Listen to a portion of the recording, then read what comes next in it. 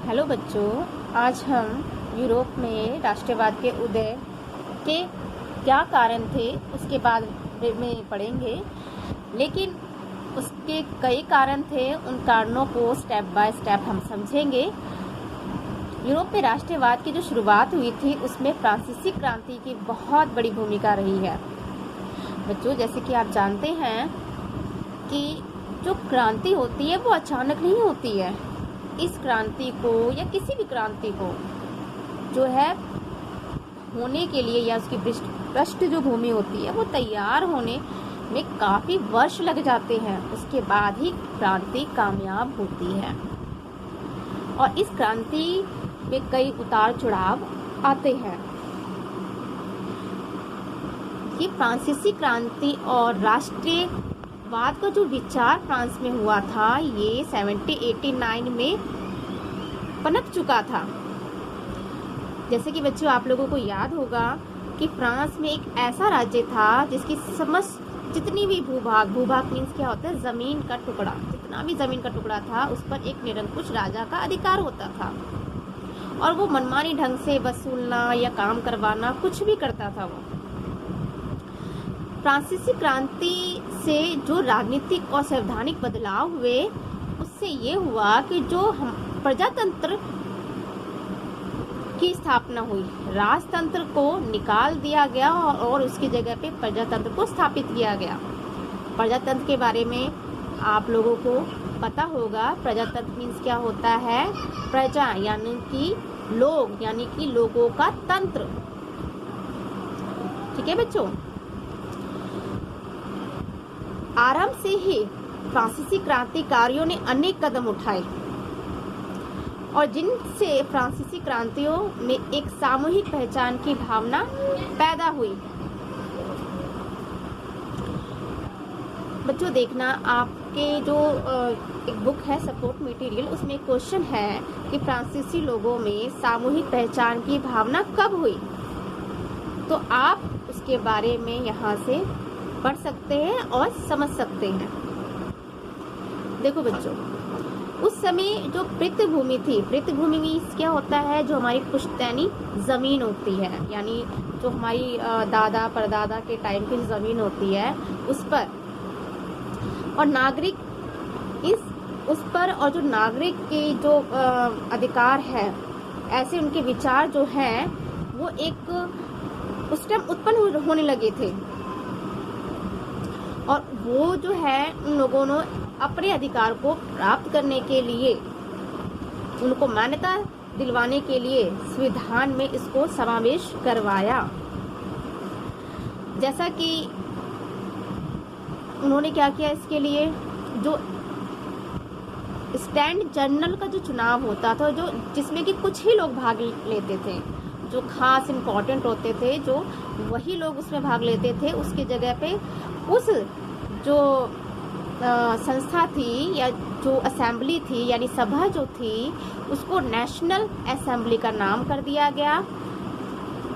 और उस समय उन्होंने जो कृतियाँ वगैरह लिखी, उस कृतियों में अपने देश की भावना को उजागर किया और जितने भी उस समय समारोह या जहाँ सभा वगैरह होती थी वहाँ शहीदों का गुणगान किया, जिससे कि लोगों के अंदर अपनी आज़ादी के प्रति जागृति की भावना उत्पन्न हो। जो फ्रांसीसी क्रांतिकारी थे उन्होंने क्या किया, एक केंद्रीय प्रशासनिक व्यवस्था लागू करवाई, जिसमें भूभाग में रहने वाले सभी नागरिकों के लिए जो कानून बनाए गए वो समान बनाए गए। यातायात के जो साधन थे उसको निःशुल्क कर दिया गया। निःशुल्क मीन्स क्या होता है कि कोई टैक्स नहीं, कुछ नहीं लेना। और जो उस समय जो इसका जो क्रांतिकारियों का जो इस मैटर से संबंधित जो सबसे बड़ा फायदा जो हुआ था वो कारीगर और मजदूरों को हुआ। इससे उन्हें एक पर्टिकुलर भार और मापने का एक व्यवस्थित जो शेड्यूल मिल गया उन्हें। और क्योंकि पहले जो था, जब निरंकुशवाद था, तो वो लोग अपने ढंग से, जो बड़े बड़े कारीगर होते थे या जो बड़े बड़े व्यापारी होते थे, वो मजदूर से मनमानी ढंग से वसूलते थे। तो एक तरफ से एक ऐसा नियम लागू किया गया जिसमें सभी चीज भार और माप समान हो। क्रांतिकारियों का यह भी लक्ष्य था कि ये जो फ्रांसीसी राष्ट्रवाद जो आगे बढ़ रहा है, इसमें यूरोप के लगभग सभी लोगों को शामिल किया जाए, यानी कि यूरोप के लगभग सभी लोगों को शामिल या राष्ट्रों को शामिल किया जाए और यूरोप से निरंकुशवाद का अंत कर दिया जाए। और यूरोप में जो अंत करने के लिए, इनको प्रोत्साहित करने के लिए जिन जिन लोगों को ये पता चला कि फ्रांस में क्रांतिकारी निम्नलिखित जो ऊपर दर्शाए गए हैं वो कार्य कर रहे हैं, तो उन लोगों ने भी बढ़ चढ़कर इनका साथ दिया। इस वर्ग के अंतर्गत जो ऐसे लोग आते जो जैसे छात्र हो गए, शिक्षित मध्य वर्ग के लोग हो गए, उन्होंने क्या किया, जो जैकोबिन क्लब की स्थापना की और जो फ्रांसीसी जो लोग थे उनको सहयोग दिया और उनके गतिविधियों अभियानों को, यानी कि फ्रेंच की जो सेनाएं थी उनके लिए रास्ता तैयार किया।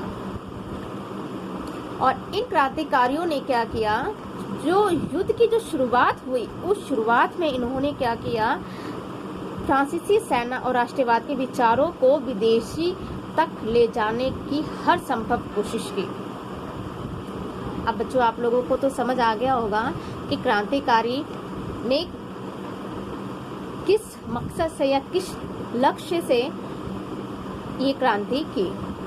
अब देखिए बच्चे, आगे चलते हैं। उस समय क्या नेपोलियन था, उसके अंदर एक विशाल क्षेत्र आता था, लेकिन उसने कई युद्ध किए और युद्ध में कई क्षेत्र उसके गए और फिर उसको प्राप्त हुए।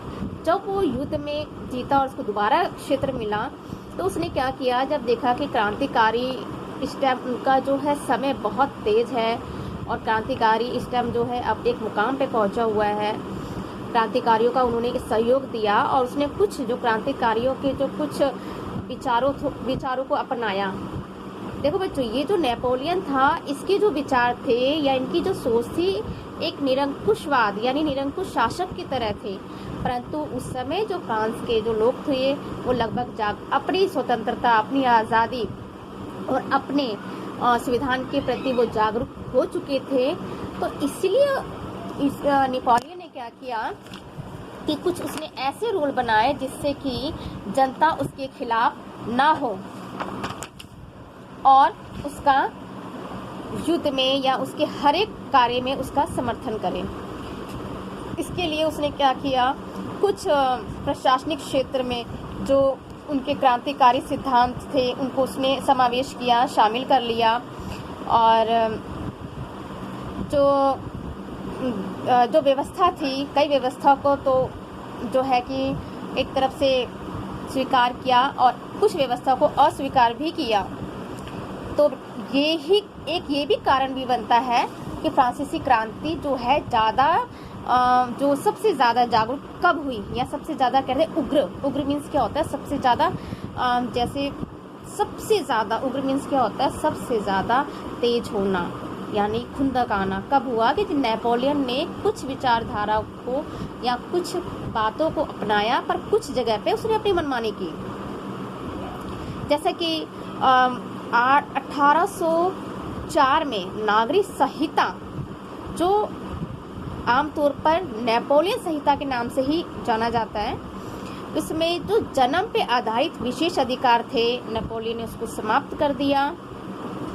परंतु कुछ जो उसने अच्छे कार्य किए थे, उस अच्छे कार्य में जैसे उसने कानून के सामने सबको बराबर देने का हक दिया। और उसने क्या किया, डच गणतंत्र, स्विट्जरलैंड, इटली और जर्मनी में नेपोलियन ने प्रशासनिक विभाजन को सरल बनाया। उसने सामंती व्यवस्था को खत्म कर दिया। किसानों को भूमि पे जो भूस्वामी थे और सामंतवादी व्यवस्था थी, जागीरवादी जो व्यवस्था थी, उसको लगभग, पूरी तरह से तो नहीं कह सकते, लेकिन लगभग उसने समाप्त कर दिया था। बच्चों, अब आपको ये तो पता होगा कि ये सामंतवाद क्या होता है, जागीरवाद क्या होता है। या देखो बच्चों, ये जो सामंतवाद होता है, सामंतवाद ऐसी व्यवस्था जिसके अंतर्गत एक सक्षम और शक्तिशाली वर्ग समूह अपने निचले व्यवस्था या वर्ग समूह का मनमाने ढंग से शोषण करना। ठीक है बच्चों, अब हम आगे पढ़ेंगे